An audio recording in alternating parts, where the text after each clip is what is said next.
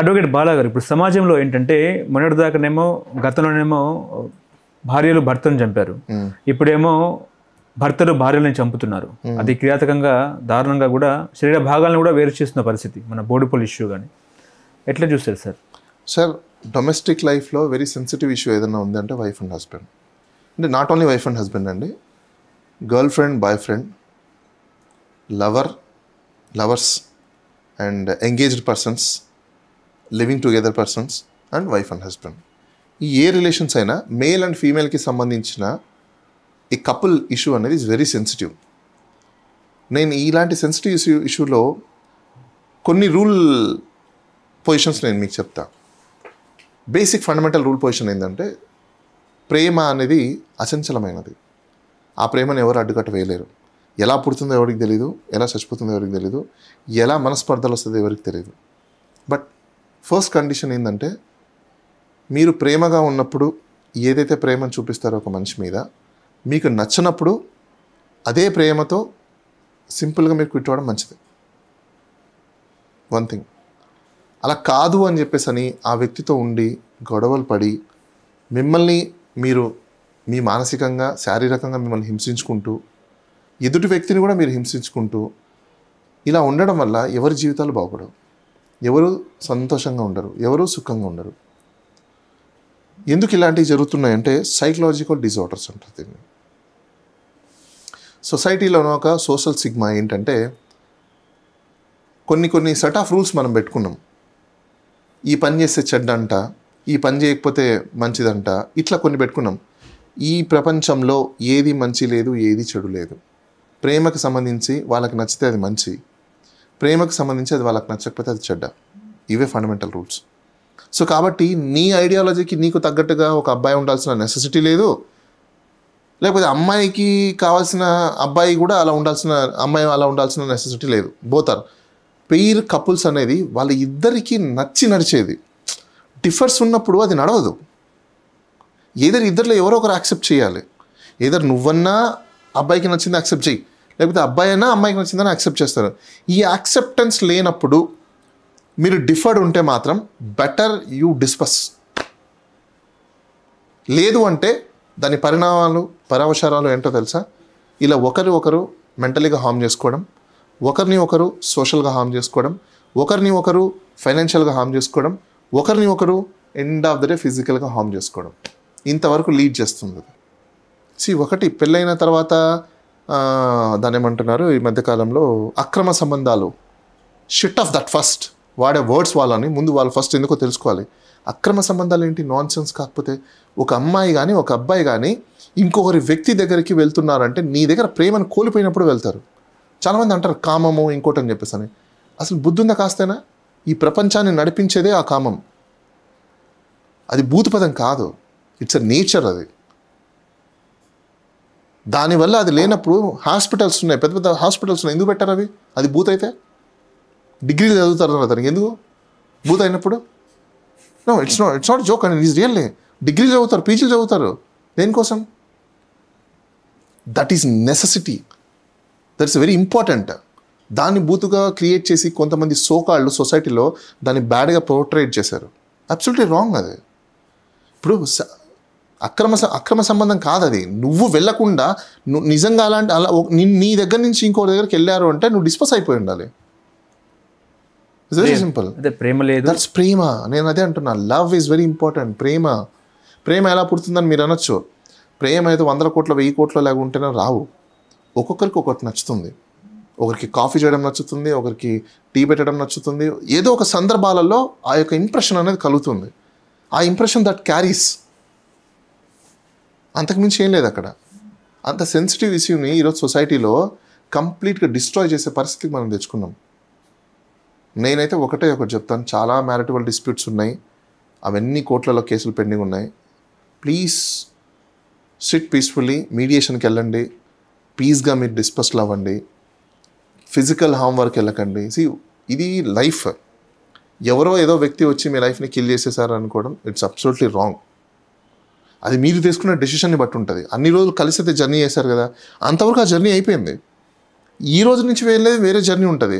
జరిగిపోయిన జర్నీ గురించి మేము మాట్లాడుకుంటూ కూర్చుంటే మీ లైఫ్ ఏముంటుంది ఇంకా ఇక్కడ? It's happen. జర్నీ, మన లైఫ్ జర్నీ ఎలాంటిదో తెలుసా? ఒక ట్రైన్ లాంటిది. దానికి డిపార్చర్, అరైవల్ రెండే ఉంటాయి.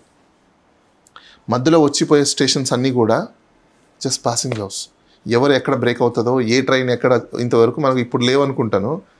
చైన్ కనెక్టింగ్ ట్రైన్స్ ఉండేవి, కనెక్టింగ్ ట్రైన్స్. ఒక జంక్షన్కి వచ్చిన తర్వాత చైన్ డిస్కనెక్ట్ అయ్యి మళ్ళీ కనెక్ట్ అయ్యి కొన్ని బోగీలు వెళ్ళేవి, కనెక్టింగ్ చైన్స్. లైఫ్ కూడా అలాంటిదే. సమ్ టైమ్ డిస్కనెక్ట్ జరుగుతాయి, సమ్ టైమ్ కనెక్ట్స్ జరుగుతాయి, బట్ మనం ముందుకు వెళ్తూనే ఉండాలి. That's a life. ఇప్పుడు ఫైనాన్షియల్ అప్ అండ్ డౌన్స్ వస్తాయి, సైకలాజికల్ అప్ అండ్ డౌన్స్ వస్తాయి, హెల్త్ అప్ అండ్ డౌన్స్ వస్తాయి, సొసైటీ అప్ అండ్ డౌన్స్ వస్తాయి. మన అనుకున్న వాళ్ళే మనం ఎన్నో మాటలు అంటారు, నా అనుకున్న వాళ్ళని నన్ను ఎన్నో అవహేళన చేస్తారు, ఎంతో కించపరుస్తారు. నువ్వు సొసైటీలో ఎంతైనా ఎదిగిండొచ్చు కాక, బట్ నీ ఇంట్లో నీకు మేబీ అంత రెస్పెక్ట్ ఉండకపోవచ్చు. ఇలాంటివి ఎన్నో ఉన్నాయి సొసైటీలో. ఆ చిన్న చిన్న రెస్పెక్ట్స్ లేదని కూడా చాలామంది గొడవపడి విడిపోయి ఫిజికల్ హార్మ్ చేసుకునే కేసెస్ ఎన్నో ఉన్నాయి. ఈ మధ్యకాలంలో చూస్తున్నాం సెలబ్రిటీస్, ఎంతోమంది సెలబ్రిటీస్ ఈ మధ్యకాలంలో రోడ్ల మీదకి వచ్చి మీడియాల ముందర మాట్లాడడం చేయడం మనం చూస్తున్నాం. ఎందుకు చేస్తున్నారంటే because it's a psychological disorder aspect. ఎందుకంటే అది ఎందుకు జరుగుతుందో కూడా నేను మీకు రీజన్ చెప్తాను. ఆ పెయిన్ ప్రాబ్లం వచ్చినప్పుడు మన బాడీలో సిస్టమ్ ఏదైతే ఉందో డైరెక్ట్గా నర్వ్కు కొడుతూ ఉంటుంది. ఆ హీట్ తట్టుకోలేం మనం. దాన్ని ఆలోచించి ఎక్కువ చేయడం వల్ల మీరు ఆ హీట్ వల్ల మీరు ఏం చేస్తున్నారో, ఏం మాట్లాడుతున్నారో, ఏం చేయాలనుకుంటున్నారో ఎవరికి అన్కంట్రోల్లోకి వెళ్ళిపోతారు. సో దానికి ఒకటే ఒక సొల్యూషన్ ఏంటంటే, మిమ్మల్ని ఒకరు చీటింగ్ చేసినప్పుడు, లేదంటే మీరు ఒకరితో నచ్చలేనప్పుడు, మీ ప్రేమ అక్కడ కోల్పోయినప్పుడు, the very best solution is thus dispose అయిన తర్వాత మిమ్మల్ని మీరు డ్యామేజ్ చేసుకోవద్దండి. You find out best love, you search for a best love, you roam for a best love. ఈ ప్రపంచంలో లవ్ లేని ప్రపంచం లేదు, లవ్ లేని మనుషులు లేరు. ప్రతి ఒక్కరి దగ్గర లవ్ ఉంటుంది, ప్రతి ఒక్కరి దగ్గర ప్రేమ ఉంటుంది. కానీ దాన్ని ఫైండ్ అవుట్ చేసే దాన్ని బట్టి ఉంటుంది, దాన్ని తీసుకునే దీంట్లో ఉంటుంది అంతే. ఇప్పుడు ఆ మహేందర్ రెడ్డి తన భార్య శరీర భాగాలను కూడా ముక్కలు చేసినారు. ఆయనకు లైఫ్ ఆ డెత్ అంటే ఏం చెప్తారు? ఇంప్రిజన్మెంట్ అంత క్రూయల్గా చేశారు కాబట్టి లెట్స్ సీ అసలు మెటీరియలైజ్ ఏమున్నాయి, ఎవిడెన్స్లు ఏమున్నాయి, దట్ చాలా ఇంపార్టెంట్ కదా. ఇప్పుడు అతను చేశాడా లేదా అనే దానికి ఒక ఇంపార్టెంట్. మనిషి చనిపోవడం ట్రూ, ఎవరు చేశారు ఏంటి, దాని సర్కమ్స్టాన్సెస్ ఎవిడెన్స్లు ఏంటి, తర్వాత మీకు మెటీరియలైజ్ ఎవిడెన్స్లు ఏమున్నాయి అన్నీ చూసుకోవాలి. టెక్నికల్ ఎవిడెన్స్లు ఏమున్నాయి, ఈజ్ ఆల్ వెరీ ఇంపార్టెంట్. మనం చెప్పలేము అది ఇప్పుడే. 7 years పడుతుందా, 14 years పడుతుందా, 21 years పడుతుందా, లైఫ్ పడుతుందా, లేకపోతే క్యాపిటల్ హ్యాంగింగ్ పడుతుందా తెలియదు. It's all depends upon. చిన్న పాప మొన్న సహస్ర అమ్మాయి పాప ఇన్సిడెంట్లో కూడా అబ్బాయి బాబు, yes it is very important అండి. చాలా ఇంపార్టెంట్ టాపిక్. ఎందుకు ఇంపార్టెంట్ టాపిక్ అంటున్నానంటే, ఇది నేను ఆ అబ్బాయి తప్పని నేను చెప్పనండి. ఇది ఎవరు తప్పు అంటే పేరెంట్స్ తప్పు అని కూడా నేను చెప్పను. I'm sorry to say. చాలామంది ఇది పేరెంట్స్ తప్పు అంటున్నారు, కొంతమంది పిల్లలు తప్పు అంటున్నారు. ఇది ప్రభుత్వం తప్పు, గవర్నమెంట్ మిస్టేక్. ఎందుకంటే ఒక కుటుంబం తన పిల్లాడికి మినిమం నీడ్స్ని కూడా ఇవ్వలేని పరిస్థితుల్లో ఉంది అంటే ఎవరి తప్పు? ఈ ప్రభుత్వాల తప్పు. ఎందుకు ప్రభుత్వాల తప్పు అంటే, వాళ్ళ యొక్క బతుకు జీవనము తినడానికి, ఉండడానికి, కట్టుకోవడానికి, బిడ్డలకి పెట్టుకోలేని పరిస్థితుల్లోనే ఇంకా జీవితం ఉంది అంటే డెవలప్ చేయాల్సిన రెస్పాన్సిబిలిటీ ఎవరిది? ప్రతి ఒక్క పౌరుడిని, ప్రతి ఒక్క కుటుంబాలని ప్రభుత్వాలది కదా. ఈ ప్రభుత్వం డెవలప్ చేసి ఉంటే ఆ అబ్బాయికి వాళ్ళ తల్లిదండ్రులు ఎంతో కొంత కిట్ కొనేవాళ్ళు. అతను కిట్ కొనడం కోసమో లేకపోతే క్రికెట్ దానికో ఇంకో దానికోసమో అలాంటి ఆలోచన వచ్చేది కాదు, ఇలాంటి ఇన్సిడెంట్ జరిగేది కాదు. ఈ ఇన్సిడెంట్ జరగడానికి కారణం ఎవరంటే ప్రభుత్వాలు. అఫ్కోర్స్ ఎవరైనా, మీరైనా నేనైనా ప్రభుత్వం మీదనే అంటాం, కానీ ప్రభుత్వం మీద అనడం నేను అనట్లేదు, ప్రాక్టికల్గా నేను చూపిస్తున్నా. రాజ్యాంగం మనకి ఏం కల్పించింది? DPSPs అని ఉన్నాయి, directive principles of state policies. నువ్వు నాకు అది ప్రాపర్గా ఇస్తే నేను ఎడ్యుకేషన్కి నా యొక్క ఇన్కమ్ని పెట్టాల్సిన అవసరం లేదు, హెల్త్ గురించి నేను నా యొక్క ఎక్స్పెండిచర్స్ పెట్టాల్సిన అవసరం లేదు. దెన్ తర్వాత నాకు వాటర్, ఈరోజు చాలామంది గుర్తుపెట్టుకోండి, వాటర్ ఫ్రీగా ఇవ్వాల్సిన ప్రభుత్వాలు ఈరోజు పల్లెటూరులో కూడా వాటర్ కొంటున్నాం. నీరు ఉచితం, రైట్? ఈరోజు నీరు ఒక పెద్ద సమస్య అయిపోయింది. నేను ఆ నీరు కొనాల్సిన పరిస్థితికి వచ్చేసింది. నువ్వు ఎందుకు ఫ్రీగా ఇవ్వట్లేదు? ప్రభుత్వ పద్ధతి కదా, ఇక్కడ నేను డబ్బులు పెట్టాల్సిన అక్కర్లేదు.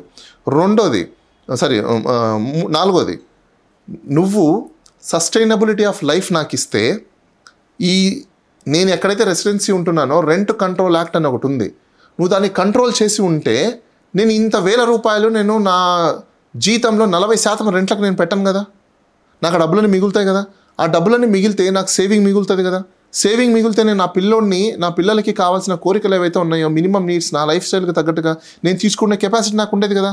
అంటే నువ్వు చెయ్యలేని పని వల్ల నేను ఆ కష్టాలు పడి నా స్థాహతకు మించి నేను చేయాల్సిన పరిస్థితికి వచ్చి ఈరోజు నా పిల్లోడికి నేను పెట్టుకోలేని పరిస్థితులకు వచ్చినప్పుడు అతని ఐడియాలజీ ఈ సమాజాన్ని చూసి ఇలాంటి చెడు మార్గంలోకి నేర్చుకొని ఇతను ఆ పని చేయాల్సిన పరిస్థితికి వచ్చింది.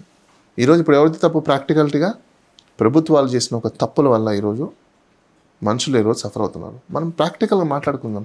ఈరోజు రెంట్ల హరాస్మెంట్ ఎంత ఉంది చెప్పండి. అద్దెకు ఉండే వాళ్ళ యొక్క పరిస్థితులు, జీవితాలు తెలుసా ఈ రాజకీయ నాయకులకి? ఎవరైనా మాట్లాడుతున్నారా? ఎందుకు రెంట్ కంట్రోలింగ్ బోర్డు ఉండి ఎందుకు రెంట్ని కంట్రోల్ చేయలేకపోతుందా? ఈ 20,000 15,000 what is this non sense? నీ బేసిక్ శాలరీనే అంతంత లేవు, రెంట్లు ఎలా ఉన్నాయండి అంత నాకు అర్థం కాలేదు. ఏ బేసిస్ మీద పెడతారు మీరు? It's very dangerous. ఓకే, ఇప్పుడు ఆ అబ్బాయికి 8 years లైఫ్ ఇంప్రిజన్మెంట్ పడే అవకాశం ఉంది. అతను జువెనల్ అండి. అతనికి పనిష్మెంట్ పడేదానికంటే జువెనల్ జస్టిస్ సిస్టమ్ ఉంది కాబట్టి అతని జువెనల్ హోమ్లో పెట్టి పనిష్మెంట్ పడినా తను చదివించి పెద్ద చేసిన తర్వాత బయటికి పంపుతారు. ఇంకా అతను జువెనల్లోనే ఉన్నాడు కాబట్టి, మైనర్ కాబట్టి. అంటే పాపం చంపేశారు కదా. దట్స్ ట్రూ అండి. అంటే అతను అలాంటి క్రియాలిటీ రావడానికి ఉన్న సైకలాజికల్ థింగ్స్ ఏంటి, అది ఇంపార్టెంట్ కదా. కోర్ట్ అంటే ఓన్లీ పనిష్మెంట్ ఇవ్వడం కాదండి, రెస్గెస్ట్ అయిన కూడా ఫైండ్ అవుట్ చేయడం ఇట్స్ కోర్ట్ రెస్పాన్సిబిలిటీ. సో అవన్నీ ఫైండ్ అవుట్ చేయాలి. ఊరికే ట్రయల్ నడిపాము శిక్ష చేయడం కాదు.